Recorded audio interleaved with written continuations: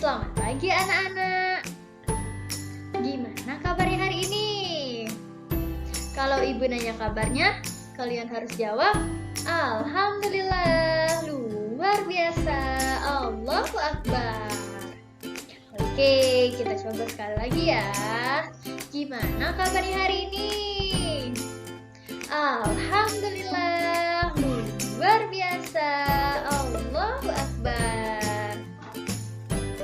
Alhamdulillah ya, semoga kita selalu dalam keadaan sehat walafiat. Nah, sebelum memulai pembelajaran kita pada hari ini, marilah kita berdoa terlebih dahulu. Berdoa mulai.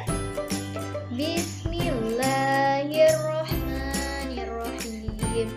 Rabbi zidni ilman warzuqni fahman. Artinya, ya Allah, ya Tuhanku, tambahkanlah ilmu kepadaku dan berikanlah kepadaku pemahaman. Amin. Oke anak-anak, tema yang akan kita pelajari pada hari ini adalah tema 5, pengalamanku. Subtema 1, pengalamanku di rumah. Nah, oke, coba kalian perhatikan gambar yang ada di layar ini ya. Perhatikan kegiatan yang sedang dilakukan oleh Benny. Nah, itu ada pertanyaannya. Apa yang dilakukan Benny? Pernahkah kamu melakukan kegiatan tersebut? Oke, untuk mengetahui jawabannya, kita baca dulu teks percakapan antara Benny dan juga ibunya. Oke, Ibu, Benny, coba lihat jam dinding di rumah, nak. Benny, ya Bu. Benny melihat jam dinding. Wah, jarumnya berhenti bergerak, Bu. Ibu, kalau begitu, apa yang harus dilakukan? Benny harus mengganti baterai dengan yang baru, Bu. Ibu, maukah Benny mengganti baterainya? Benny, mau, Bu. Benny naik di atas tangga. Ibu, hati-hati ya, nak. Benny, iya, Bu. Saat menjangkau jam dinding, Benny kurang hati-hati. Ibu, wah, jamnya retak. Benny, maafkan Benny, Bu. Benny kurang hati-hati dalam mengambil jam dinding, sehingga jam dinding terjatuh. Ibu, ya nak, ke depannya Benny harus lebih hati-hati dan tidak perlu tergesa-gesa. Oke, jadi ternyata jam dinding di rumah Benny mati. Jadi ibu meminta tolong Benny untuk mengganti baterainya. Jam dinding itu terjatuh saat akan dijangkau oleh Benny. Kemudian Benny meminta maaf kepada ibunya.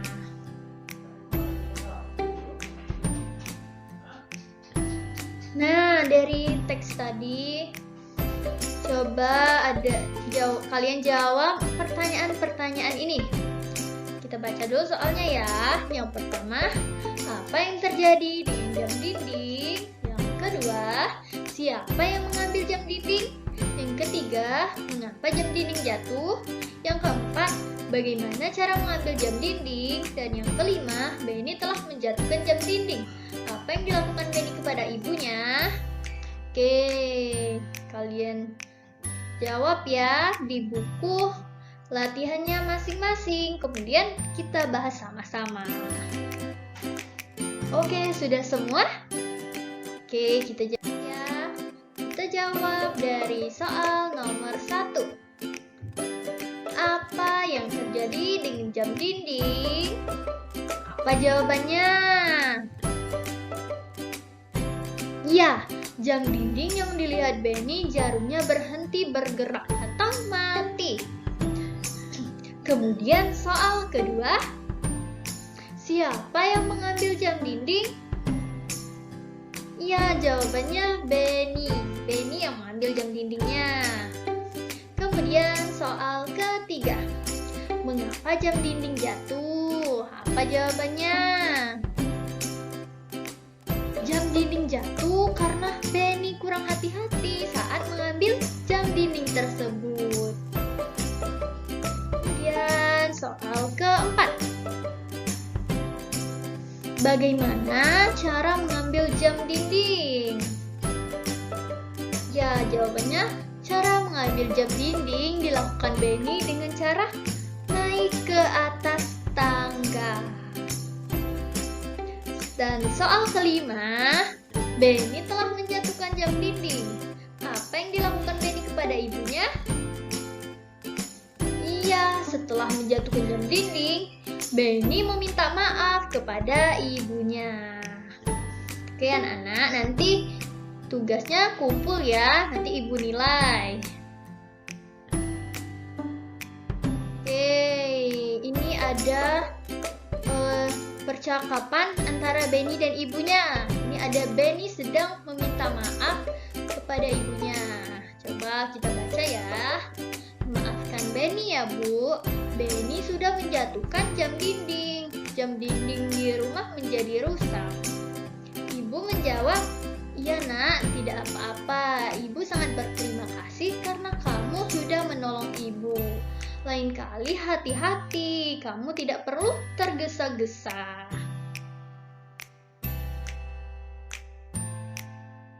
Oke, kemudian kita akan mempelajari cara ungkapan permintaan maaf. Nah, permintaan maaf biasanya diucapkan saat kita melakukan kesalahan. Ya, betul sekali. Kemudian, jika kita berbuat kesalahan, segeralah meminta maaf. Kemudian, gunakanlah kata maaf pada saat meminta maaf. Kemudian, permintaan maaf haruslah kita ucapkan dengan santun dan juga menggunakan nada yang lembut. Oke anak-anak, ini kemudian permintaan maaf haruslah diucapkan dengan perkataan yang santun. Kemudian tujuannya yaitu agar orang yang mendengarkan maaf dari kita itu dapat menerima permohonan maaf kita. Lalu kamu dapat menanggapinya kembali dengan mengucapkan terima kasih. Kemudian kita akan mempelajari cara meminta maaf. Yang pertama, permintaan maaf harus dilakukan dengan santun. Kemudian, saat meminta maaf, gunakanlah kata maaf. Kemudian, meminta maaf kamu juga harus tulus dan juga bersungguh-sungguh. Lalu, jika kamu sudah meminta maaf, kamu tidak boleh melakukan kesalahan yang sama pula. Nah, jadi anak-anak, jika kita memiliki kesalahan, maka kita harus cepat-cepat untuk meminta maaf ya. Dan juga kita harus menjadi orang yang pemaaf. Oke, karena waktu pembelajaran kita pada hari ini sudah selesai, sudah habis, maka kita cukupkan sampai di sini saja ya. Nah, apabila ada pertanyaan atau penjelasan materi dari Ibu tadi yang kalian kurang jelas, nanti ditanyakan ya. Kemudian ini ada soal, nanti kalian kerjakan di buku latihannya. Kemudian minggu depan kalian akan praktekkan cara mengungkapkan permohonan maaf. Sekian pembelajaran kita pada hari ini. Terima kasih. Wassalamualaikum warahmatullahi wabarakatuh.